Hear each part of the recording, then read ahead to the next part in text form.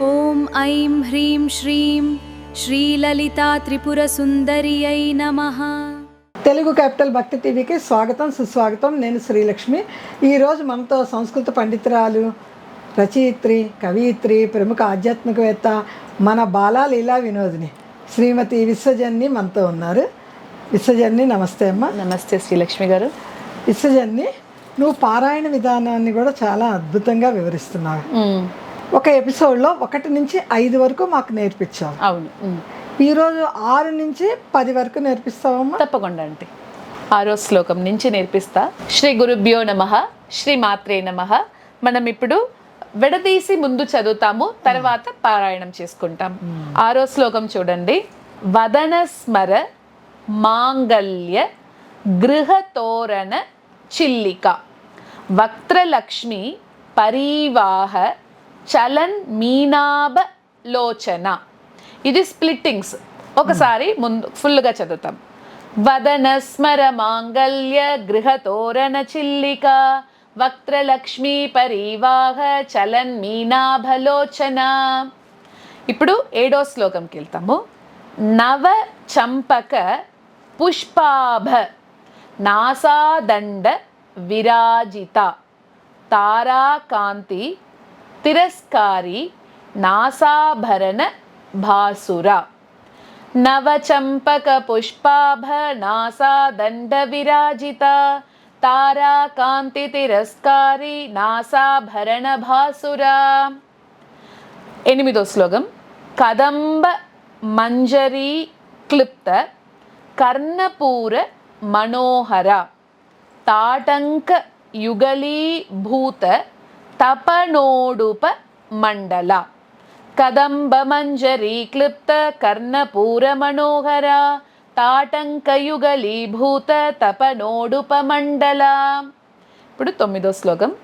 పద్మరాగ శిలాదర్శ పరిభావి కపోలభూహు నవ విద్రుమ బింబశ్రీ న్యక్కారి రదనచ్చద. పద్మరాగ శిలాదర్శ పరిభావి కపోలభూః నవ విద్రుమ బింబశ్రీ న్యక్కారి రదనచ్చద. ఇప్పుడు 10వ శ్లోకం. శుద్ధ విద్యాంకురాకార ద్విజ పంక్తి ద్వయోజ్వల కర్పూర వీటికామోద సమాకర్షి దిగంతర. శుద్ధ విద్యాంకురాకార ద్విజ పంక్తి ద్వయోజ్వల కర్పూర వీటికామోద సమాకర్షి దిగంతర. ఇప్పుడు ఒకసారి అన్ని పారాయణం చేస్తాం. నేను కూడా మెల్లిగా చెప్తా, మీరు కూడా నాతో పాటు మెల్లిగానే చెప్పండి. శ్రీమాత్రే నమః. వదన స్మర మాంగళ్య గృహతోరణ చిల్లిక వక్త్రలక్ష్మి పరీవాహ చలన్ మీనాభలోచన నవచంపక పుష్పాభ నాసాదండ విరాజిత తారాకాంతి తిరస్కారి నాసాభరణ భాసుర. కదంబ మంజరీ క్లుప్త కర్ణపూర మనోహర తాటంకయుగలీభూత తపనోడుప మండల. పద్మరాగ శిలాదర్శ పరిభావి కపోలభూః నవ విద్రుమ బింబశ్రీ న్యక్కారి రదనచ్చద.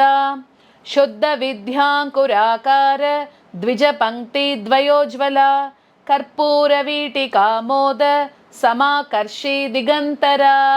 ఈరోజు మనం వీడియోలో 6 నుంచి 10 వరకు శ్లోకాలు పారాయణం చేసుకున్నాము. మీరు కూడా నాతో పాటు మనమందరూ కలిసి ఈరోజు పారాయణం చేసుకున్నాము. ఎప్పుడు కూడా ఒక్కరే పారాయణం చేసేదానికైనా మనం అందరూ చేసి పారాయణం చేస్తే దానికి మనకి దొరికే ఫలం అంటారు కదా, ఫలం అంటారు కదా, ఆ ఫలం అనేది చాలా ఎక్కువ ఉంటుంది. సో అందుకని మనం అందరూ కూడా, అందుకే కదా మనం ఇంట్లో అందరూ స్త్రీలు అందరినీ పిలిచి మనం పారాయణం సామూహికంగా చేసుకుంటారు. అందరూ కలిసి సత్సంగం లాగా చేసుకుంటారు. సో నేను కూడా, నాకు ఇట్లా ఒక అవకాశం అమ్మవారు ఇచ్చింది నాకు, మీతో పాటు చేసుకోవాలి అని. చాలా ఈ సందర్భం నాకు ఇచ్చిన దానికి చాలా చాలా ధన్యవాదాలు.